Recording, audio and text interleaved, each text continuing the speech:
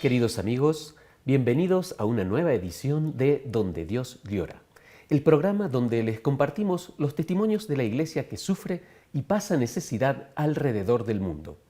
Hoy tenemos el honor de recibir al padre Siriaque Moncoro, un sacerdote africano originario de Mali que ha dedicado su vida a la misión y actualmente se encuentra sirviendo en México. Hoy profundizaremos en su experiencia como misionero en África, precisamente en Nigeria, un país donde los cristianos enfrentan desafíos significativos, especialmente a causa del terrorismo islámico. Vamos a escuchar su testimonio de fe y esperanza en medio de la dificultad. Padre Siriaque, bienvenido a nuestro programa. Muchísimas gracias, Francisco. Gracias por recibirme y darme esta oportunidad de compartir mi experiencia misionera, mi experiencia como católico. Muchas gracias por estar. La verdad que para nosotros es un honor tenerlo y poder hablar de lo que sucede en África. Pero vamos a empezar por contar su historia. Cuéntenos más o menos cómo fue su infancia en Mali y cómo llegó a ser un sacerdote. Ya, muchísimas gracias. Soy de Mali, África del Oeste. Nací en un país donde la mayoría es musulmana. Entonces, a los 6 años, yo tenía en mi parroquia una congregación misionera. Los sacerdotes españoles venían a visitar a la gente, a mi pueblo. Y yo vi la vida de estos misioneros de España, cómo se relacionaban con la gente cuando llevaban en nuestro pueblo casi todos musulmanes, católicos, protestantes, se reunían para convivir con él. Y yo he visto en este sacerdote, me he dicho, quiero ser como él. Allí nací mi vocación. ¿Sus padres, su familia, había alguien en el contexto cercano que era católico y que podía indicar que algún día usted podría llegar a ser sacerdote? No, mis papás, los dos eran católicos. Y cuando he dicho a mis papás que yo quiero ser sacerdote, mi mamá pensaba era broma, no creía, porque ya a los 6 años tú estás bromeando, tú estás soñando. Claro, y ya esa fe de niño, ese impulso infantil llegó a convertirse en una realidad, llegó a ser sacerdote. Así es. Inmediatamente pedí al párroco que yo quería ir al seminario. Y a los 7 años me mandaron al seminario menor y para estudiar.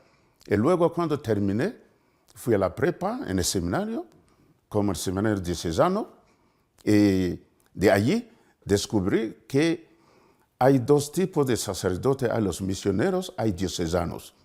Los diocesanos trabajan en su país, los misioneros ya trabajan fuera de su país. Y cuando descubrí que el sacerdote español era misionero, he dicho a mi obispo, quiero ser misionero, no diocesano. Y eso es muy curioso porque cuando uno piensa en la misión, lo primero que dice es, hay que ir a África, a evangelizar África. Ese es el primer concepto que uno tiene, pero en este caso estamos hablando de un sacerdote africano que viene a América. ¿Cómo es esa experiencia? Sí, yo cuando vi a ese sacerdote español, para mí, él ha dejado su país para venir en mi país y evangelizar. Yo me he dicho, yo quiero ir también en su país para compartir mi experiencia de fe, mi cultura con los españoles. Y de allí nací.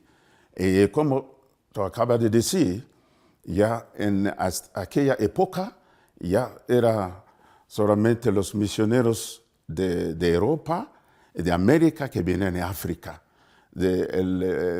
Los africanos ir a Europa y América, no pensábamos de esta situación, de esa realidad.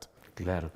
Y bueno, y ahí le tocó formarse, por suerte encontró una congregación donde este llamado también se podía hacer realidad, ¿no es cierto? Llegó a la congregación de los Padres Blancos. Así es, los misioneros de África, Padres Blancos, que tienen el carisma, el diálogo entre religiosos, ecumenismo y justicia y paz. Y para mí es algo que yo quería a ser como católico y como sacerdote misionero, facilitar el encuentro entre las personas. Muy bien, y ahí vienen sus viajes, ¿no? Según me iba contando antes de la entrevista, le tocó viajar a Londres, luego por África, y llegó aquí a Latinoamérica y le tocó hablar español. ¿Cómo es ese momento en el que llegó aquí sin saber siquiera una letra de español? Es uno de los requisitos, ser capaz de aprender idiomas, otros idiomas. Cuando llegué en México no sabía nada de español, empecé ABCD. Pero me gustó mucho porque los mexicanos son muy hospitalarios. Eso me ayudó, me facilitó el aprendizaje del idioma de español. Y aquí estoy muy contento. Muy bien. Y volviendo entonces a África y precisamente lo que mencionábamos al comienzo de su experiencia en Nigeria, donde se pueden ver día a día las grandes dificultades que sufren los católicos allí, que son perseguidos por la fe. Cuéntenos un poco acerca de eso. En Nigeria, llegué en Nigeria en 2002 y trabajé en Nigeria durante 12 años. Y es una experiencia que me ayudó a mejorar mi vida como ser humano, como católico, como sacerdote. Porque los extremistas, cuando llegan, ya no entienden, porque ya en su mente todo debe convertirse a la religión musulmana. Si tú no quieres, la única condición es matarte. Tú debes morir. Y cuando yo te mato por mi fe, yo voy al cielo inmediatamente según la mentalidad de los extremistas. Eso es un extremista, no un musulmán normal, sino alguien que cree realmente de una manera muy extrema. Debemos hacer la diferencia. Hay musulmanes muy fraternos, hay musulmanes muy amables, hay musulmanes que facilitan el encuentro, pero hay otros. Yo pienso en cada religión hay extremistas. Entonces los musulmanes extremistas, la diferencia es ellos, lo que importa en su vida es la violencia física, matar por la religión, matar por la fe. Para poder visualizar esto que sucede en África y esta persecución que sufren los cristianos, vamos a compartir un video que hemos preparado especialmente para que ustedes puedan ver de cerca lo que pasa en Nigeria.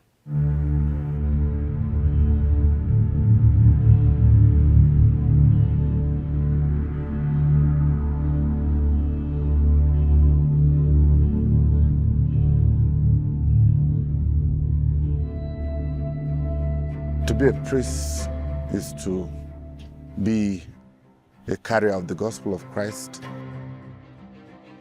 Being a priest in Nigeria includes the danger of being kidnapped.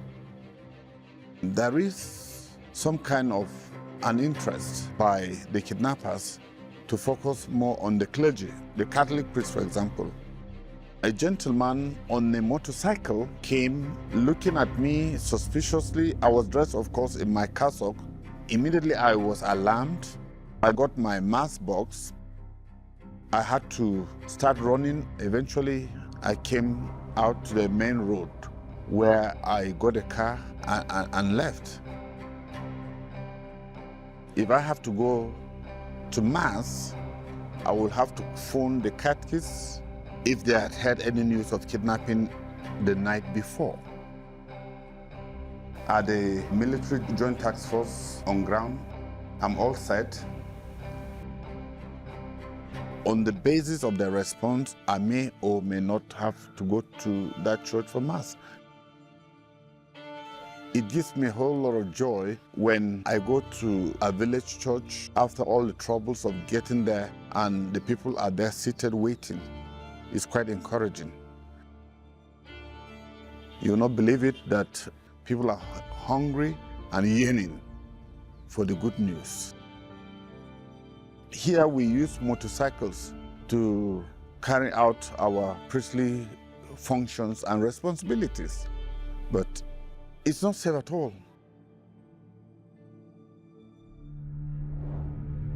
In Nigeria, it's dangerous because we have banditry. It's dangerous because we have anti-Christian sentiments.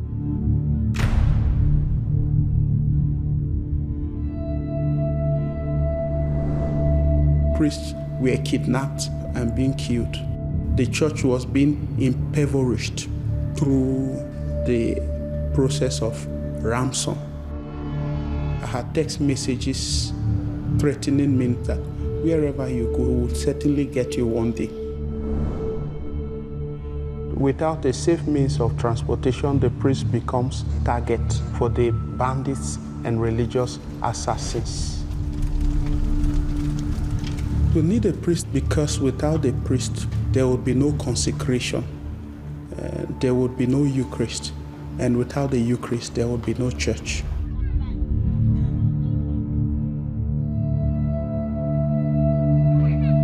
Please keep us in your prayers and consider further support as we hope to reach our community safely through your support. Thank you very much.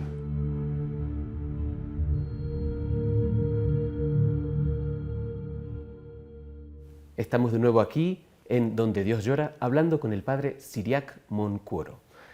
Padre, hubo un caso muy conocido hace unos años, ¿no?, de más de 200 jóvenes secuestradas de una escuela que estuvieron mucho tiempo en manos de Boko Haram, una de las redes de extremistas. Y usted estuvo allí en ese tiempo.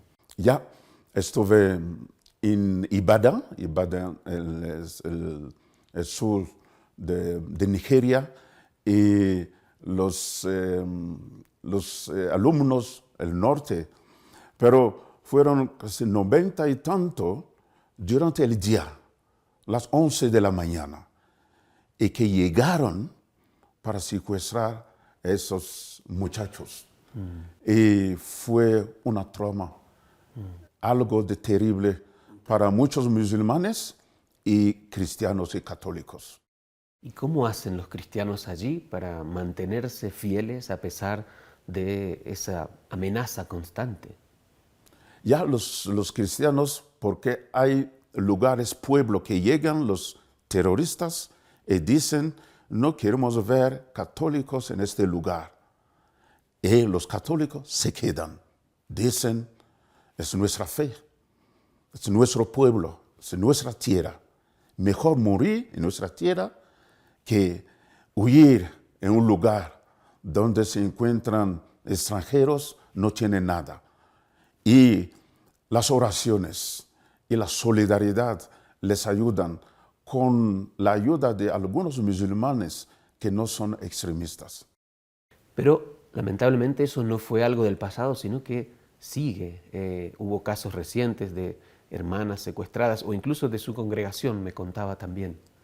En 2023, nuestros dos compañeros fueron secuestrados en Mina. Mina, en el norte, cerca de Abuja, que tenemos una parroquia en una casa allá. Uno de ellos que fueron secuestrados es de Malí. Es uno de mis alumnos que yo conozco muy bien, se llama Paul Sanogo. Él después fue secuestrado durante 6 semanas. Cuando le liberaron, y él me contó todo lo que pasó en su vida. Uno de los mensajes que le han dado antes de liberarlos: no queremos ver a sacerdotes o misioneros en este lugar, porque ustedes misioneros son agentes de la conversión.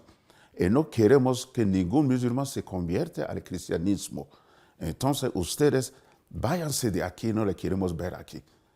Pero a pesar de esa amenaza, nuestra congregación, los misioneros de África, hemos elegido de quedarnos. ¿Y qué se puede hacer? ¿Cuál es la prédica que hacen los sacerdotes en un lugar donde no se puede convertir, donde hay constantes amenazas? ¿Qué puede decirle al pueblo católico un sacerdote para, construir ese diálogo que están buscando a través de su carisma? Por ejemplo, fuimos fundados en Algeria, que es un país musulmán. En Argelia no podemos convertir a ningún musulmán. Eso merece la cárcel para el sacerdote, 4 años. Sí. Lo que hacemos es vivir lo que puede decir los 3C. Los 3C, contemplación. Contemplación se trata de la oración. Caritas se trata de la caridad, ¿ok? Y la cultura. Respetar la cultura, usar la cultura de las personas para crear un ambiente de fraternidad y de amistad. Y con eso, nada más. Eso es lo que hacemos. Nuestra oración, ser generoso con las personas, y en la caridad hablemos la educación. Y podemos ver en Algeria, en la catedral de Alger, Notre-Dame d'Afrique, en Alger, ya nosotros somos los depositores de la cultura de árabe y la cultura musulmana.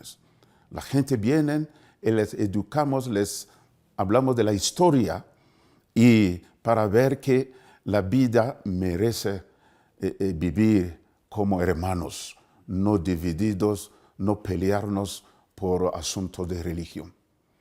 Es lo que hacemos en Nigeria, en el lugar donde la mayoría son musulmanes. Y lo mismo también en otros lugares donde hay muchos musulmanes y poca presencia cristiana, católica, el testimonio es lo que convierte. Así es, el testimonio de vida, cómo yo te respeto, cómo yo te amo, cómo yo... ese es el testimonio de vida. Es lo más importante que las otras cosas. ¿Y esa experiencia se puede trasladar de alguna manera a lo que usted vive en Latinoamérica? ¿Hay también esta oportunidad de evangelizar a gente de otras religiones a través del testimonio, de acercarnos a los otros? Sí, por ejemplo, en Querétaro, donde vivo, como soy párroco de una parroquia en Querétaro, una parroquia nueva, y tenemos en Querétaro lo que llamamos los protestantes, los testigos de Jehová, luz del mundo, todas estas ya se comportan de una manera muy agresiva, verbalmente, y insulta a los demás. Mi papel es de educar a mis feligreses, los católicos, que Dios es amor y misericordia, y que debemos salir de nosotros mismos al encuentro del otro con el respeto, con el amor, ese testimonio de vida que puede convertir en los corazones. Porque a veces vamos al otro pensando que hay una diferencia y que hay una competencia contra el otro en la otra religión. Así es. Hay una manera de ver el diálogo. Y en México hay muchas personas que toman el diálogo, viven el diálogo como un sistema apologético.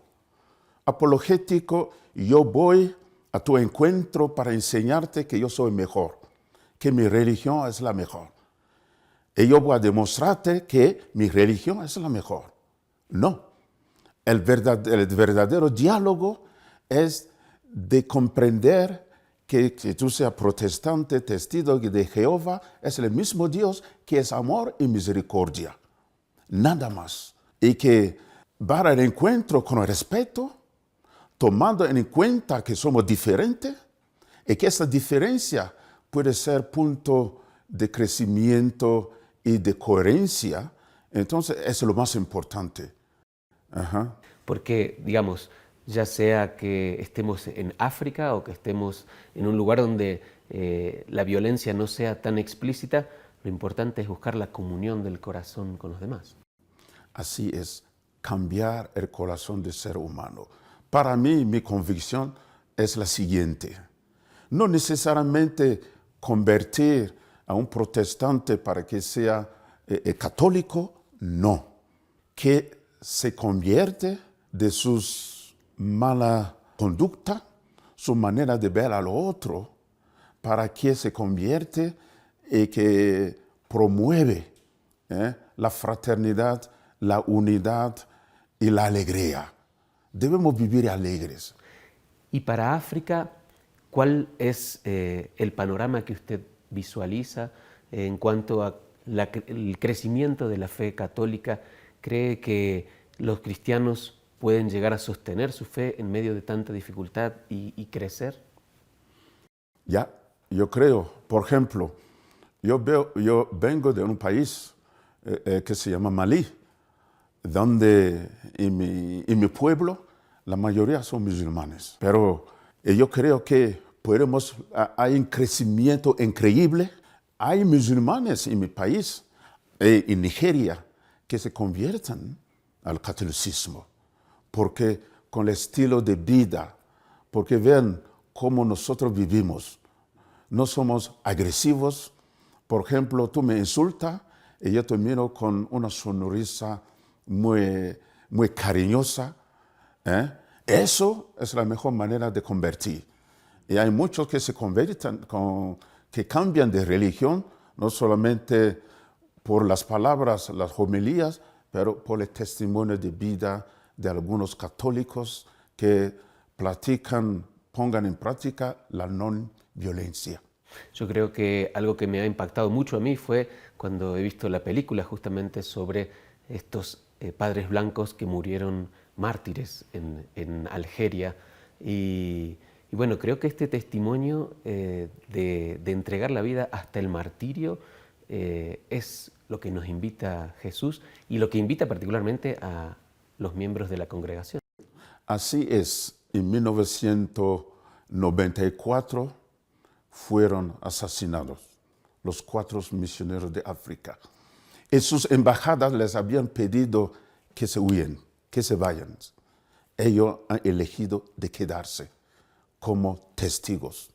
Y se quedaron y le pagaron de una manera terrible. Pero a pesar de eso, todavía estamos en Algeria, Tizi Ouzou, en esta ciudad, estamos los padres blancos ya viviendo y predicando el Evangelio con nuestra vida.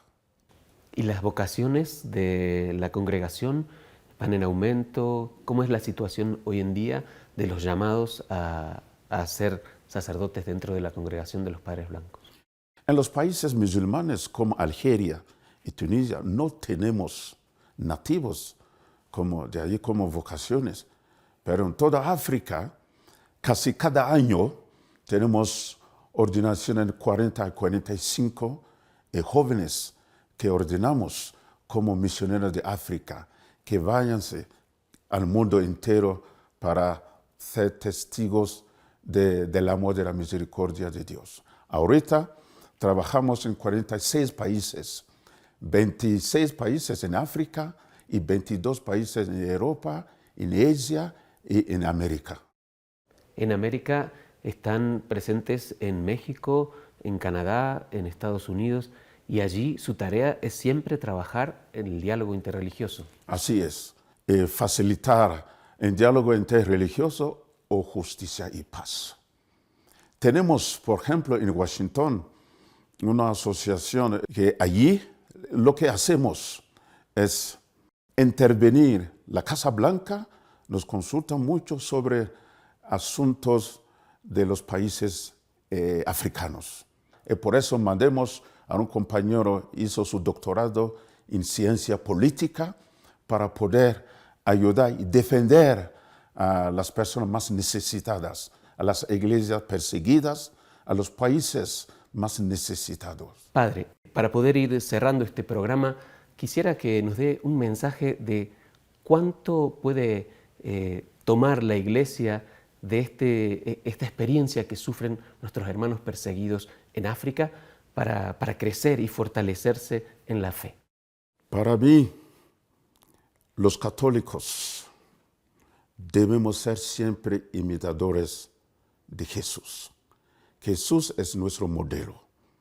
Y Jesús vino para enseñarnos el amor del Padre, la misericordia del Padre. Debemos todos ser embajadores, misioneros del amor y de la no violencia de Dios. Es la única manera de convertir los corazones. Es la única manera de construir un mundo más justo un mundo más fraterno, un mundo más donde la gente se respetan y valoran. La violencia nunca ayudará a resolver problemas entre pueblos, entre religiones. Debemos ser imitadores de Jesús, que vino a enseñarnos cómo amar, cómo servir y cómo vivir como hermanos y hermanas. Muchas gracias, Padre. La verdad que ha sido un honor poder compartir con usted este rato y aprender de toda su experiencia anunciando alrededor del mundo la paz y la unidad. Muchísimas gracias, Francisco, por invitarme a compartir mis experiencias. Cuentan con mis oraciones. Que Dios me les bendiga. Y muchas gracias también a ustedes, queridos amigos, por acompañarnos una vez más en Donde Dios Llora. Y si quieren apoyar a la iglesia perseguida en Nigeria, en África, en muchos lugares del mundo, no duden en contactar con la información al final de este programa. Muchas gracias y hasta la próxima edición.